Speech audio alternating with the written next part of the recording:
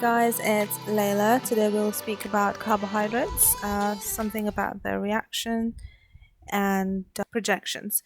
Alright, so carbohydrates, there are three types. They're also known as saccharides. So you have monosaccharides, you have disaccharides, and then you have polysaccharides. So monosaccharides, they taste sweet and they are soluble in water, and polysaccharides, they do not taste sweet because of the complex structures and they are insoluble in water. The different types of monosaccharides are fructose with 6 carbons, glucose, the most common one, 6 carbons, and galactose with 6 carbons as well. They're known as hexose. Disaccharides are 2 monosaccharides put together, so you have sucrose, you have lactose, you have maltose, and you have cellulose. For polysaccharides, you have starch and cellulose, and cellulose is just an extension of cellulose. Okay, the structure of fructose looks like this, with 4 carbons in the chain, and for glucose and galactose you have 5 carbons in the chain, so you have to remember the oxygen's position. For fructose it's in the center on the top, for galactose and glucose it's to the right. So you just draw lines on all the edges and you just have to mix up hydroxyl group and hydrogen. So for fructose though, on the first carbon and the fourth carbon you're going to have a CH2O H group. Count the carbons, you're going to have 1, 2, 3, 4, 5, and 6 for fructose. Remember from isomerism and projections, that video, we said that if the hydroxyl group on the right side is on top, it is beta. If it is on the bottom, it is alpha. Now drawing glucose and galactose, if the hydroxyl group again on the top is beta glucose or beta galactose, and if it's on the bottom, it is alpha. What differentiates glucose and galactose is the hydroxyl group on the left. If the hydroxyl group on the left is on top, it is galactose. If it is on the bottom, it is glucose.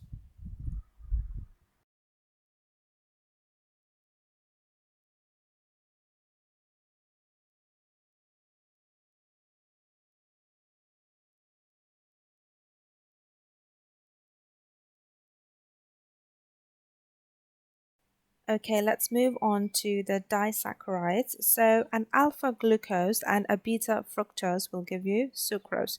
Remember this order and remember the projection. It is important. So alpha glucose and beta fructose.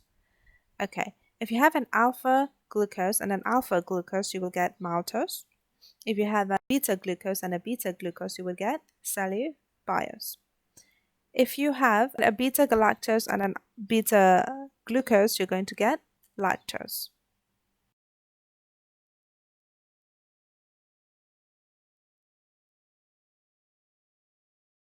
If you have an alpha monomer first, your bond will look like this and it is known as an alpha bond. If you have a beta first and followed by whatever, you're going to have a beta bond which looks like this.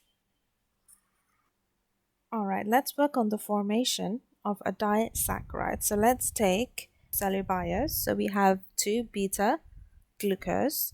So draw the general structure. I will not fill the hydroxyl groups and the CH2OH because I just want to show you what the bond looks like.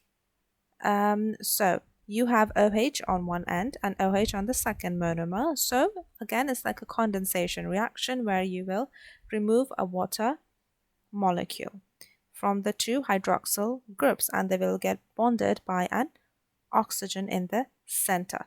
Because the hydroxyl group on the first monosaccharide is on top, it is beta, and the second one is below, then that's why your bond looks like this.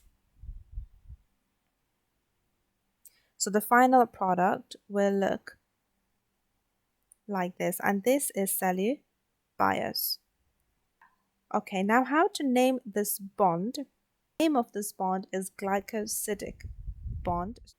So count the number of carbons after the oxygen first. So 1, 2, 3, 4, 5, and then 6 is on top. So 4 um, on the second monomer, and then 1, 2, 3, 4, 5, 1 on the first monomer. So 1, 4 is the number. And then what kind of bond is this? It is a beta bond. And so the total name will be 1,4 beta glycosidic bond. Cellubiose is just a disaccharide, so this is the final product. But if you are asked to draw cellulose, which is a polysaccharide, and if you're not given a number of how many monosaccharides there are, you will just show that the bond continues on both sides, and you will put an N next to it because you don't know the number. If in the exam you're given a number, for example, show cellulose with 5 monosaccharides or 3 monomers, whatever the number, you will just place it in there. Okay, let's try to draw sucrose now. So we need an alpha glucose and a beta fructose. So just remove the water molecule, you're going to get an alpha bond. Now start to name the bond, starting from the carbon of the first monomer. You have 1, 2, 3, 4, 5, and 6. So 1. From the second one, you have 1, 2 on the bottom, 3, 4, 5. 5 is the one from CH2OH, and then 6 will be the one at the end. So 1, 6. And then because the first monomer is alpha, it's going to be alpha and glycosidic bond. Okay, before we finish, I will speak about the Fischer projection in carbohydrates. So remember, D is for right, dextra, and L is for left. Now in carbohydrates, if you remember amino acids, it depended on the amine group, but for carbohydrates, it depends on the chiral carbon furthest away from the carbonyl group. For example, carbonyl groups are CHO aldehydes or carboxylic acids or ketone groups. So the chiral carbon, which was the carbon with 4 different bonds, furthest away from the carbonyl group, is going to determine the direction, whether it is right or left. For example, in the first one, because chiral carbon furthest away from CHO has OH on the right, it is dextra. For the second one, if it is on the left, it is L. For example, here, the chiral carbon furthest away from the carbonyl group is on the left, so it is L-glucose. And over here, it is on the right, so it is D-glucose. Okay, now going on to the homework, question number 1 is draw the structure of maltose, and you have to name the bond. The second one is show the hydrolysis of lactose.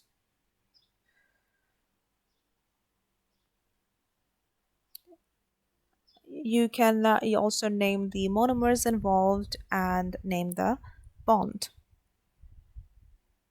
And the last question is show or draw L-pentoaldose. Aldose, which means the carbonyl group at the end of the chain is going to be an aldehyde. Okay, if it was a ketone, it would be ketose. And remember, pento is 5 carbons. So you have to draw an L-pentoaldose. Okay. With this, I finish organic chemistry.